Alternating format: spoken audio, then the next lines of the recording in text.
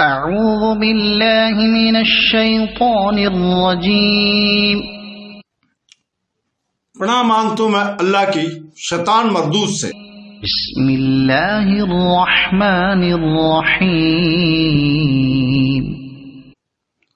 شروع کرتا ہوں اللہ کے پاک نام سے جو بہت بڑا مہربان نہایت رحم والا ہے۔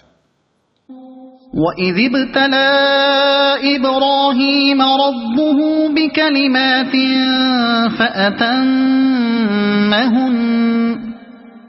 قَالَ إِنِّي جَاعِلُكَ لِلنَّاسِ إِمَامًا قَالَ وَمِن ذُرِّيَّتِي قَالَ لَا يَنَالُ عَهْدِ الظَّالِمِينَ۔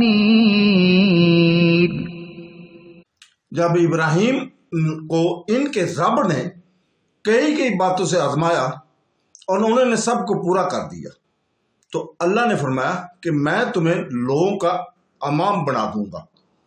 عرض کرنے لگے میری اولاد کو؟ فرمایا میرا وعدہ ظالموں سے نہیں۔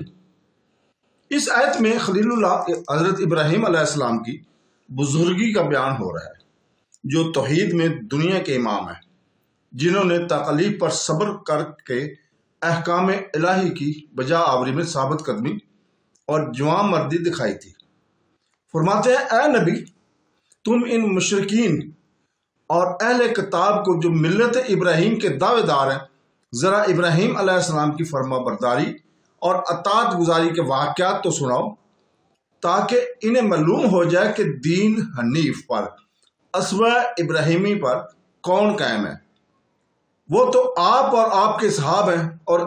اور ایک جگہ قرآن کریم کا ارشاد باری تعالیٰ ہے کہ ابراہیم وہ ہیں جنہوں نے پوری طرح وفاداری دکھائی، اور جگہ پہ فرمان ہے کہ ابراہیم علیہ السلام لوگوں کے پیشوا، اللہ تعالیٰ کے فرما بردار، مخلص اور شکر گزار نعمت ہے، جنہیں اللہ تعالیٰ نے پسند فرما کر راہ راست پر لگا دیا تھا، جنہیں ہم نے دنیا میں بھلائی دی تھی اور آخرت میں بھی صالح اور نیک کار بنایا تھا۔ پھر ہم نے تیری طرف سے اے نبی وحی کی کہ تو بھی ابراہیمی حنیف کی ملت کی پیروی کر، جو مشرکین میں سے نہ تھے۔ اور جگہ ارشاد ہے کہ ابراہیم علیہ السلام نہ تو یہودی تھے اور نہ نصرانی اور نہ مشرک تھے، بلکہ خالص مسلمان تھے۔ ان سے قربت اور نزدیکی والا وہ شخص ہے جو ان کی تعلیم کا تابع ہو، اور یہ نبی ابتلاء ہے، اور ایمان والے ان ایمان والوں کا دوست اللہ تعالیٰ خود ہے۔ ابتلاء کے معنی ایمان، امتحان اور آزمائش کے ہیں۔ کلمات سے مراد شریعت کا حکم اور ممانعت وغیرہ ہے۔ کلمات سے مراد کلمات تقدیر یہ بھی ہوتی ہے، جیسے حضرت مریم علیہ السلام کی بابت ارشاد فرمایا، یعنی انہوں نے اپنے رب کے کلمات کی تصدیق کی اور اس کے لکھے ہوئے کی بھی وہ بڑی فرما بردار تھیں۔ اور کلمات سے مراد کلمات شرعیہ بھی ہوتی ہے، یعنی اللہ تعالیٰ کے شرعی کلمات سچائی اور عدل کے ساتھ پورے ہوئے۔ یہ کلمات یا تو سچی خبریں ہیں یا طلب عدل ہے۔ غرض ان کلمات کو پورا کرنے کی جزا میں انہیں امامت کا درجہ ملا۔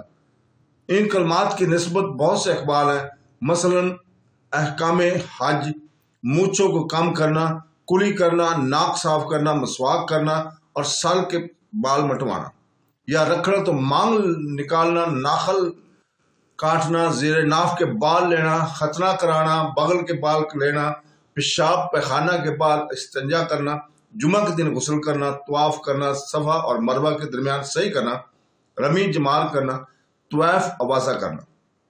حضرت عبداللہ فرماتے ہیں اس سے مراد پورا اسلام ہے، جس کے 30 حصے ہیں۔ 10 کا بیان سورہ برات میں ہے، یعنی کہ توبہ کرنا، عبادت کرنا، حمد کرنا، اللہ کی راہ میں پھرنا، رکوع کرنا، سجدہ کرنا، بھلائی کا حکم دینا، برائی سے روکنا، اللہ تعالیٰ کی حفاظت کرنا، ایمان لانا۔ 10 کا بیان سورہ مومنون کے شروع اور سورہ معراج کے، یعنی نماز کی خشوع خضوع سے اطاع کرنا، لغو اور فضول باتوں اور کاموں سے منہ پھیر لینا، زکوٰۃ دیتے رہا کرنا، شرمگاہ کی حفاظت کرنا، ایمانداری کرنا اور وعدہ وفائی کرنا، نماز پر ہمیشگی اور حفاظت کرنا، قیامت کو سچا جاننا، عذابوں سے ڈرنا، سچی شہادت پر قائم رہنا۔ باقی اور 10 کا بیان سورہ احزاب میں ہے۔ یعنی اسلام لانا، ایمان قرآن پڑھنا، سچ بولنا، صبر کرنا، عاجزی کرنا، خیرات دینا، روزہ رکھنا، بدکاری سے بچنا، اللہ تعالیٰ کا ہر وقت بصیرت ذکر کرنا، ان 30 احکام کا جو عمل ہو وہ پورے اسلام کا پابند ہے اور اللہ کے عذابوں سے بری ہے۔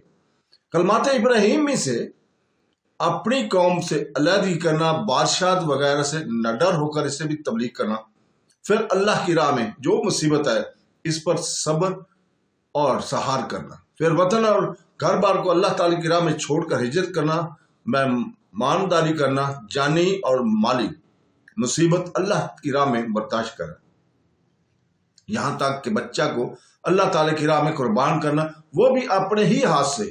یہ کل احکام خلیل الرحمن علیہ السلام بجا لائے۔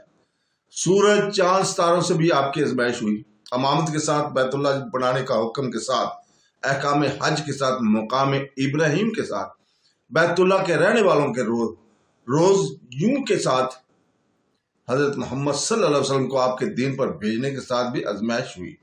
اللہ تعالیٰ نے فرمایا کہ اے خلیل، میں تمہیں آزماتا ہوں، دیکھتا ہوں کیا ہو تو۔ آپ نے فرمایا مجھے لوگوں کا امام بنا دے، کعبہ کو لوگوں کی ثواب اور اجتماع کا مرکز بنا دے، یہاں کے لوگوں کو امن دے، ہمیں مسلمان فرما بردار بنا لے، ہماری اولاد میں اپنی اطاعت گزار ایک جماعت رکھ، یہاں کے لوگوں کو پھلوں کی روزیاں دے۔ یہ تمام باتیں اللہ ذوالجلال نے پوری کر دیں اور یہ سب نعمتیں آپ کو عطا ہوئیں، صرف ایک آرزو پوری نہ ہوئی، کہا تھا کہ میری اولاد کو بھی امامت ملے، تو جو جواب ملا، ظالموں کو میرا عہد نہیں پہنچتا۔ کلمات سے مراد آیت بھی ہیں، متا وغیرہ میں ہے کہ سب سے پہلے ختنہ کرانے والے، سب سے پہلے مہمان نوازی کرنے والے، سب سے پہلے ناخن کٹوانے، سب سے پہلے مونچھیں ہلکی کرنے والے، سب سے پہلے سفید بال دیکھنے والے حضرت ابراہیم علیہ السلام ہی تھے۔ سفید بال دیکھ کر پوچھا کہ اے اللہ یہ کیا ہے؟ جواب ملا، وقار، عزت ہے۔ کہنے لگے پھر تو اے اللہ اسے اور زیادہ کر، سب سے پہلے ممبر پر خطبہ کہنے والے، سب سے پہلے قاصد بھیجنے والے، سب سے پہلے تلوار چلانے والے، سب سے پہلے مسواک کرنے والے، سب سے پہلے پانی کے ساتھ استنجا کرنے والے، سب سے پہلے پجامہ پہننے والے حضرت ابراہیم خلیل اللہ علیہ السلام ہے۔ ایک غیر ثابت حدیث میں بھی ہے کہ رسول پاک صلی اللہ علیہ وسلم نے فرمایا اگر میں ممبر بناؤں تو میرے باپ ابراہیم علیہ السلام نے بھی بنایا تھا، اگر لکڑی ہاتھ میں رکھوں تو یہ بھی میرے باپ ابراہیم علیہ السلام کی سنت ہے۔